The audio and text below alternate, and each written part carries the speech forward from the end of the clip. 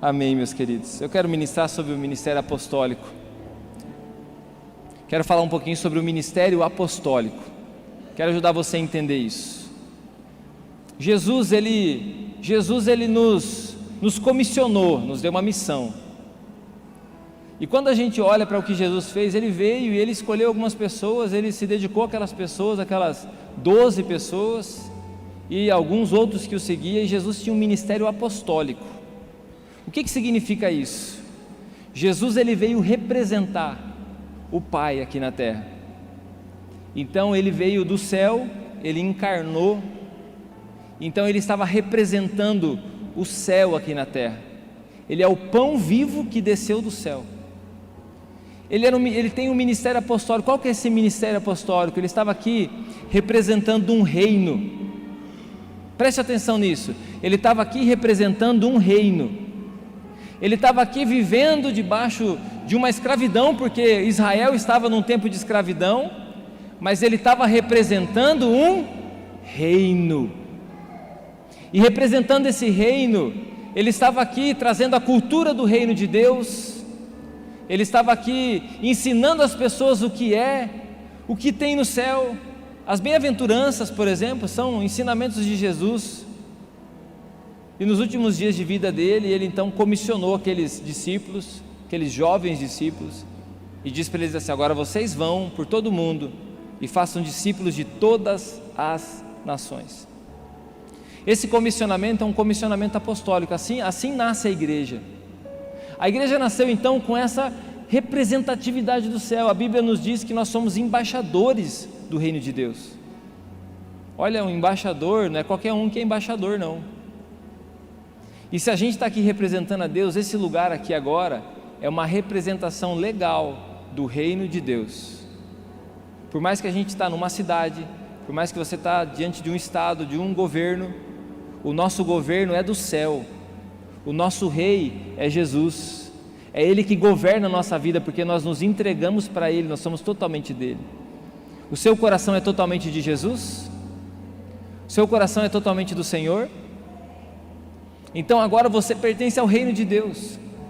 Dentro desse ministério apostólico, apóstolo significa enviado. Ou seja, nós estamos a todo momento sendo enviados. O ministério apostólico tem a ver com o envio. Nós estamos sendo enviados. Nós estamos sendo comissionados, enviados. Apóstolo significa enviado. Eles foram enviados agora, eles têm uma missão que eles carregam, e eles então agora precisam cumprir com exatidão aquilo que o Senhor colocou no coração deles.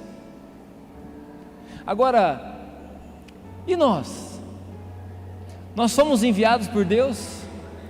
Nós seremos enviados por Deus? Será que você se sente capaz de ser enviado por Deus?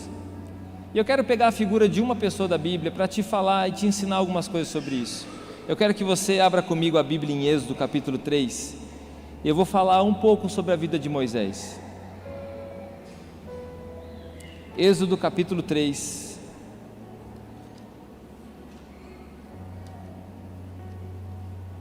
Eu vou ler alguns versículos com você. Capítulo 3, versículo 11. Diz assim: Moisés, porém, respondeu a Deus: quem sou eu para apresentar-me a Faraó e tirar os israelitas do Egito? Moisés, meu querido, quando está tendo essa experiência com Deus aqui, tem 80 anos. Quem aqui tem 80 anos? Alguém? Ninguém. Ah lá, dona Natália, 80 anos. Nem parece, dona Natália. Nem parece, achei que a senhora tinha uns 60 mais ou menos.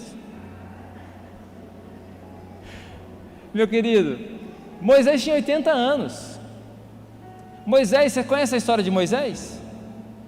Moisés, quando nasceu, havia uma perseguição sobre a terra. Havia uma lei que todos os meninos até 2 anos deveriam ser mortos. Então Moisés já nasceu com um mandato de morte sobre a vida dele. A mãe dele, Joquebede, colocou ele num cesto untado com junco, um cesto de junco untado com piche, soltou ele no rio Nilo, pertinho da filha de Faraó. Então aquela mulher acolheu esse neném israelita, e preservou a vida de Moisés. Na verdade, era o Senhor quem estava preservando a vida de Moisés, porque quando você nasceu, Deus já tinha um propósito para a sua vida. Dá um glória a Deus aí. E aí Moisés cresceu num palácio, ao contrário que toda a descendência dele estava sendo ali escravizada, cada dia a opressão aumentava mais, eles sofriam. Moisés cresceu dentro de um palácio, ele cresceu como um egípcio, criado inclusive na educação dos egípcios para ser talvez um faraó. Com 40 anos de idade, na flor da idade dele, na força dele, no vigor dele, ele sabendo a origem dele, ele sabia que ele não era egípcio, mas ele vê a aflição do povo dele, e aquilo indigna o coração dele. Tem alguma coisa que tem indignado você ou não? Tem alguma coisa, alguma injustiça que tem indignado você? Tem alguma coisa que ecoa no seu coração? Se não tem, deveria ter alguma coisa, porque há muita injustiça nessa terra. Eu poderia falar aqui, por exemplo, das crianças, que é uma mensagem que a gente carrega no nosso coração. Quantas crianças não têm sido abusadas sexualmente? Isso aí devia indignar o seu coração. Quantas famílias estão sendo desfeitas? Quantos homens, quantas mulheres, quantas pessoas estão sendo assassinadas? Quantas pessoas estão morrendo inclusive antes do tempo, porque estão entregues nas drogas? Quantas pessoas estão presas, escravizadas pela amargura, pelo ressentimento, pelo ódio? Tem alguma coisa que tem indignado o seu coração? Tem alguma coisa que tem gerado esse senso de justiça no seu coração? Assim era Moisés, forte. Imagina, esse homem ele tomava whey, Moisés tomava whey, ia na academia todo dia, lá do faraó, fazia lá, né, os exercícios de luta, era um bom lutador, ele estava sendo preparado como um guerreiro. Ele também era ensinado nas ciências do Egito, uma pessoa estudada, sabia o que ele estava fazendo, uma pessoa inteligente, não era uma massa de manobra, era uma pessoa que ditava as coisas, está sendo treinada para ditar as coisas e não para ser ditado por alguém, treinado para ser um líder. E ele vê aquela injustiça e de repente ele já tem aquele senso, ele sabe que ele está ali por um milagre de Deus, porque a mãe dele, quando ele era pequeno, a mãe dele foi que cuidou dele, ele teve a graça da mãe dele amamentar ele, mesmo ele não sendo mais filho da mãe dele, Joquebede. Foi uma graça de Deus. E ele sai então para passear pelo Egito, vê aquela injustiça, um israelita apanhando, e ele vai defender aquele israelita, ele arruma confusão com aquele soldado egípcio, ele entra em confronto com ele, ele é um homem forte, ele mata aquele egípcio. Tamanho senso de justiça que ele tinha no coração dele. Sabe o que isso está me ensinando? Moisés, ele sabia que ele tinha algo especial no coração dele, sabia que ele tinha um chamado, mas ele não tinha ainda o domínio, o controle do Espírito Santo. Ele tinha toda a capacidade, mas ele não tinha a unção do Espírito Santo ainda para isso. Os próprios israelitas se indignam com ele, os egípcios agora querem matá-lo e ele sai fugido do Egito, ele vai para o deserto. Deserto é lugar de sofrimento, meu querido. Deserto é lugar de aflição. Deserto é um lugar que você não vai passar férias. Deserto é um lugar que faz você sofrer.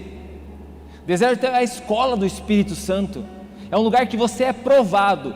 Se você não passa na prova do deserto, você nunca sai do deserto. Inclusive os israelitas depois, aquela geração morre no deserto, porque eles não foram aprovados pelo Senhor. Só a geração abaixo de 20 anos que sai e vai para a terra prometida.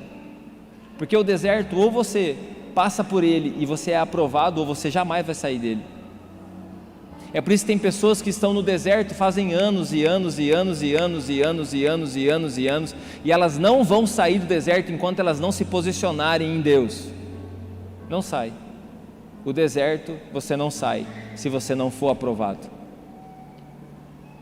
Então Moisés vai para o deserto, se passa 40 anos.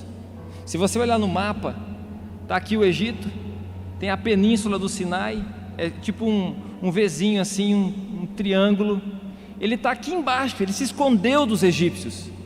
Ele foi aonde é o conhecido Monte Sinai, o Monte Horebe, é a mesma coisa. Ele estava lá, inclusive Horebe significa seco, estéril, empobrecido. Esse é o significado da montanha que ele estava ali por perto. Ele se casa no deserto, se casou com Zípora, teve filhos. O sogro dele era um bom sogro, Jetro, ensinou muitas coisas boas para ele, e ele cuidava das ovelhas do sogro.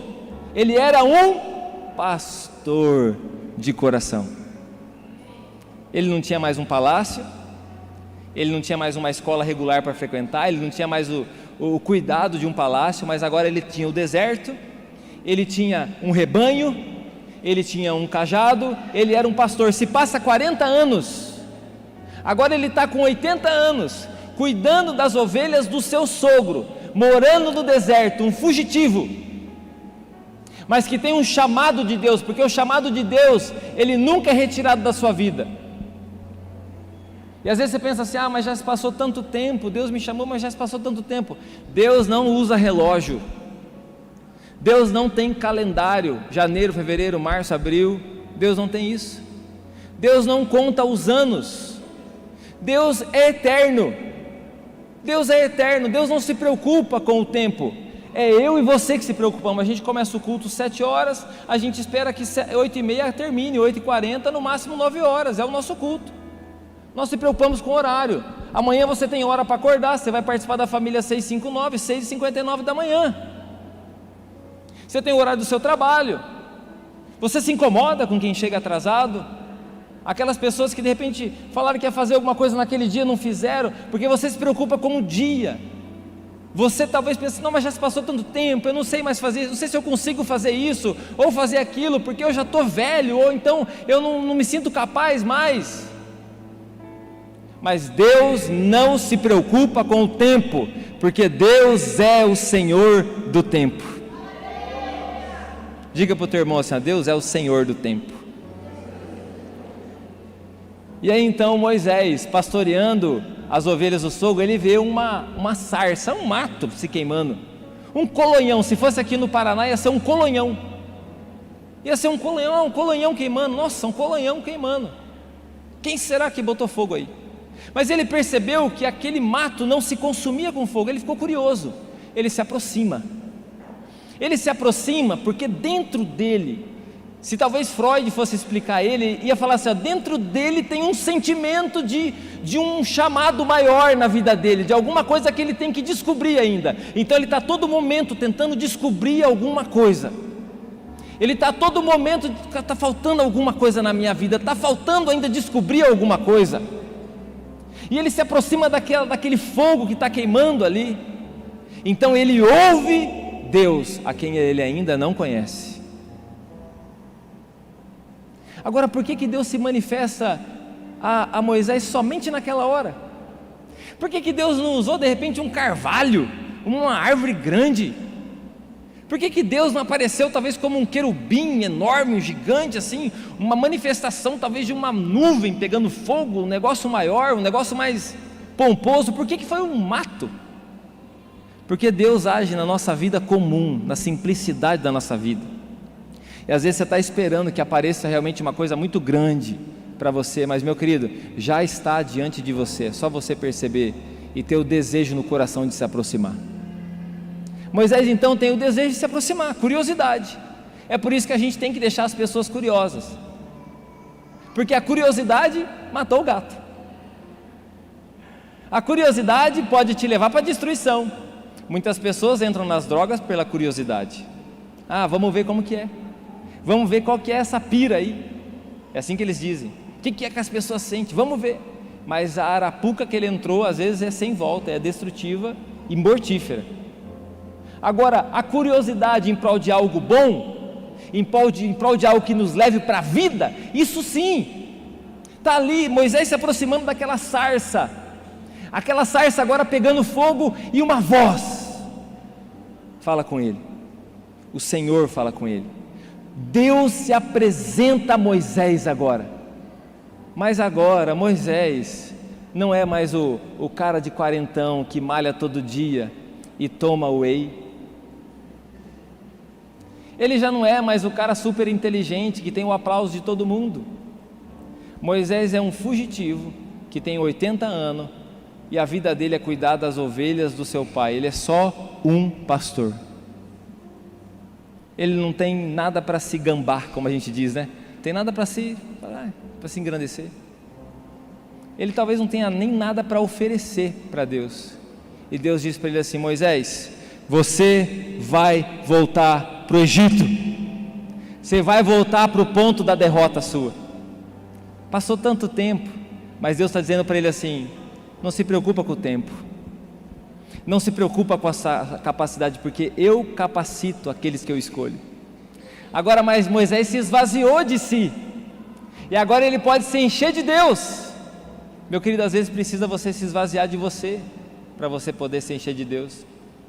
E às vezes tem algumas coisas que não vão acontecer na sua vida hoje, porque ainda você está muito cheio de si. Você vai ter que se aproximar de um mato queimando, de uma sarça. Você vai ter que ouvir a voz de Deus, e você vai ter que vencer as suas desculpas. Porque Moisés, no primeiro chamado, ele fala: Senhor, quem sou eu para o Senhor me escolher? Quem sou eu?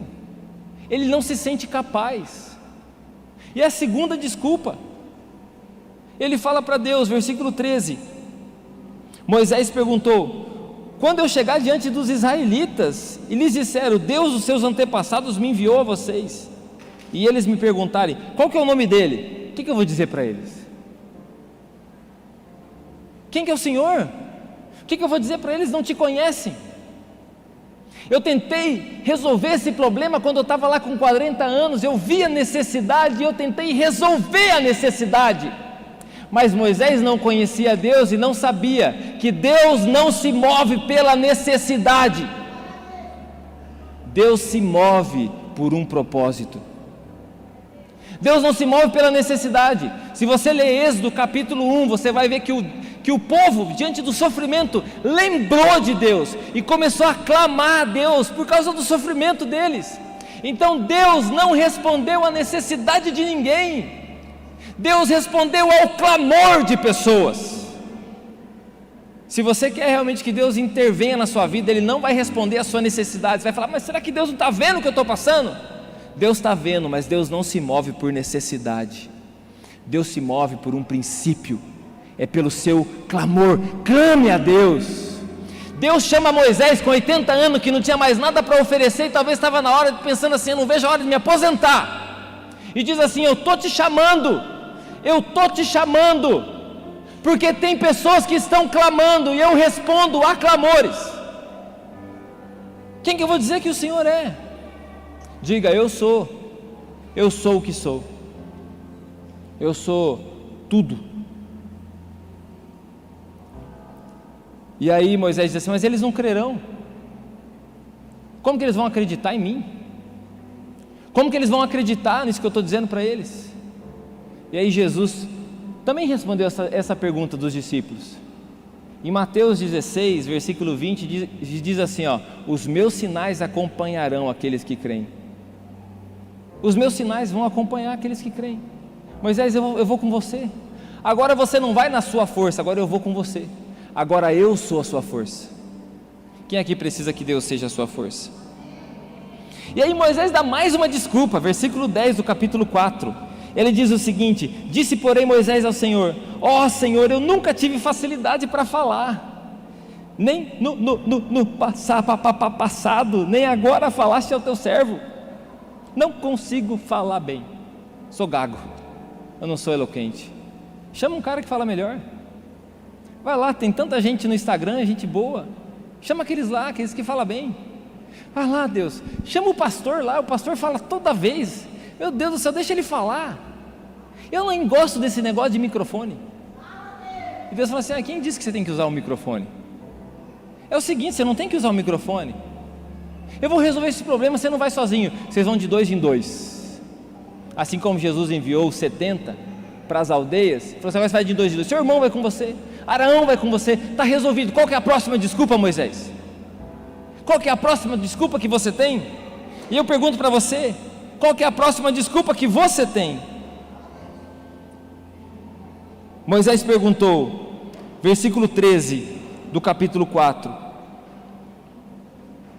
Respondeu-lhe porém Moisés: Senhor, eu peço que o Senhor envie outra pessoa. Estou ocupado, Deus, está vendo aqui essas ovelhas, dá um trabalho.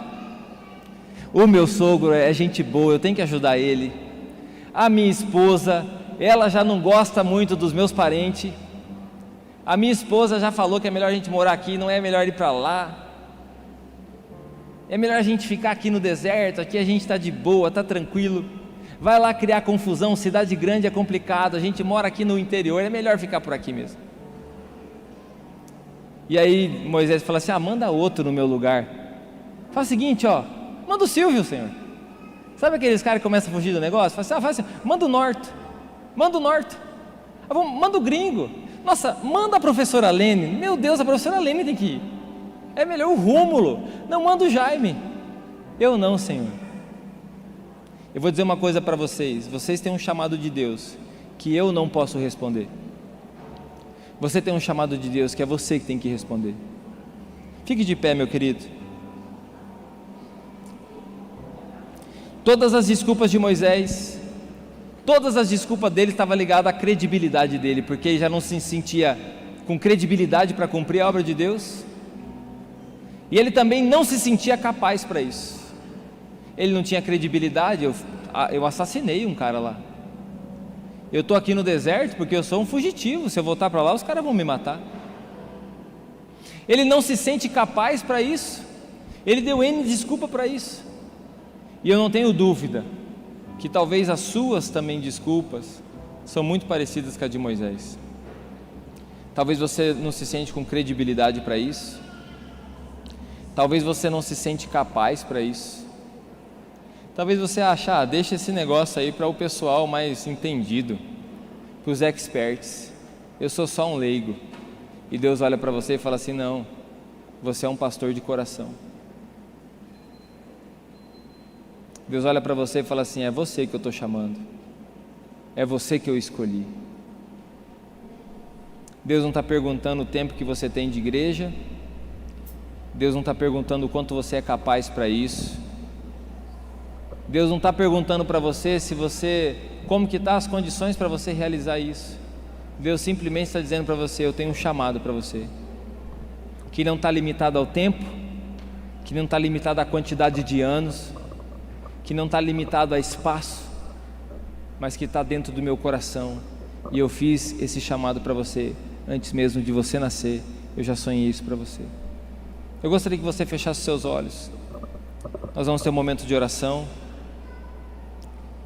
e esse chamado, meu querido, o meu eu já respondi, eu já disse para Deus tantas vezes, falei, Senhor, tem tanta gente mais capacitada, tem gente mais entendida para isso, tem gente com mais paciência que eu sou um só, nem consigo fazer tudo que o Senhor tem colocado no meu coração, mas o Senhor insiste comigo, o Senhor insiste em dizer, é com você, o Senhor insiste em dizer para mim que é comigo, o Senhor insiste em dizer para você que é com você. Agora, qual que é o problema? O problema não é Deus, o problema não é as pessoas que estão você sempre culpando as pessoas ao seu redor, sempre é culpa do seu filho, sempre é culpa da sua filha, sempre é culpa do seu esposo, sempre é culpa da sua esposa, sempre é culpa da igreja que você vai, sempre é culpa do líder que você tem, sempre é culpa do presidente que você tem, sempre é culpa da família que você nasceu, sempre é culpa da cidade que você mora. Deixa eu dizer para você, o problema, meu querido, não é as pessoas e nem as circunstâncias que nós temos ao nosso redor, o problema é você. Mas Deus continua insistindo com você, e o que eu e você precisamos é dizer, Senhor, eis-me aqui. Apóstolo significa enviado. Deus está chamando Moisés dizendo assim, você é um apóstolo, você vai ser enviado para o Egito de novo, agora eu vou com você.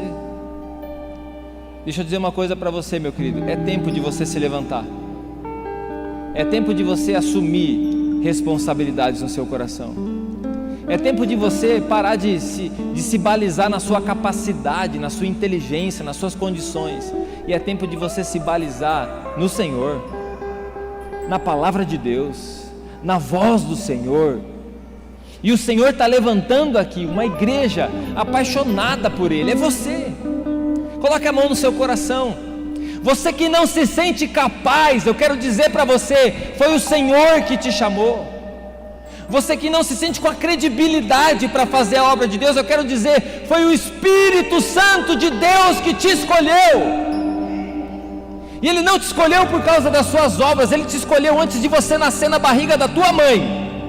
Ele te escolheu quando Ele te gerou lá no céu. Ele te escolheu quando Ele te formou dentro da barriga da sua mãe. Ele te escolheu quando Ele colocou o DNA dEle dentro de você. Esse vazio que tem no seu coração é a ausência da presença, que não tem curso, que não tem dinheiro, que não tem pessoa, que não tem lugar que vai suprir. Só a presença de Deus. Para isso você tem que se aproximar da sarça ardente. É aqui mesmo, meu querido. É aqui mesmo. É ouvindo essa sarça ardente aqui ministrar você. É nesse barracão aqui mesmo. É nessas cadeiras de plástico aqui mesmo. É nessa cidade com 17 mil habitantes mesmo. É no interior do Paraná, na roça mesmo. É nas circunstâncias que você está. O que você vai fazer, Moisés? Você vai se aproximar desse altar? Ou você mais uma vez vai dizer assim: ah não, eu não nasci para isso. Você está enganado sobre o propósito da sua vida. Você nasceu é para isso. O que você não nasceu é para esse monte de desculpa que você fica dando. Você não nasceu para isso. Ah, você é muito melhor do que isso. Você é muito melhor que as suas desculpas, Moisés. Você é muito melhor do que tudo que você está se apegando e dando desculpa, Moisés. Porque eu estou com você e eu vou libertar o meu povo. E eu não estou fazendo isso por causa de você. Eu estou fazendo isso porque tem pessoas clamando pela minha ajuda. E eu estou levantando pessoas capazes para isso. É você, Moisés. Se você é essa pessoa que está sendo tocado pelo Espírito Santo, eu quero que você venha aqui no altar, se aproxime dessa sarça ardente, meu querido. Venha até esse altar, venha perto dessa sarça ardente e ouça a voz do Espírito Santo. Ouça a voz do Senhor te chamando, ouça a voz do Senhor te direcionando. Você não precisa de ninguém te incomodar para isso, porque o Espírito Santo já está tratando de te lembrar todos os dias. O Espírito Santo de Deus já está tratando de lembrar você todos os dias. Você sonha com isso.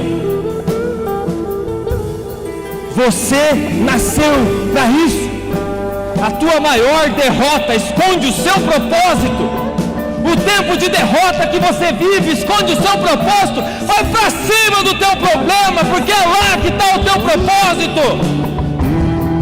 Deus está levantando aqui os pastores de coração, os Moisés. Espírito Santo de Deus. Igreja, se coloque de pé, comece a orar, comece a buscar a presença do Espírito de Deus. Comece a clamar. Se Deus responde a clamores e você tem uma necessidade, comece a clamar, porque Deus não vai vir a sua necessidade, mas virá o seu clamor. O Espírito de Deus virá ao seu clamor.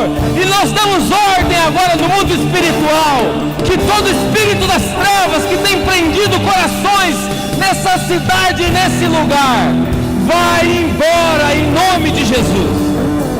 Toda cegueira espiritual vai embora em nome de Jesus. Meu Deus, você vai viver quantos anos na igreja para responder o teu chamado?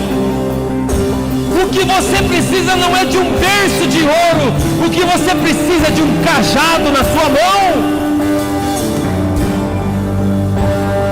Senhor, em nome de Jesus, nós nos colocamos diante do Senhor, porque eu sei que o Senhor é o Senhor desse culto, é o Senhor que nós adoramos, é o Senhor que nós exaltamos, é o Senhor que nós engrandecemos.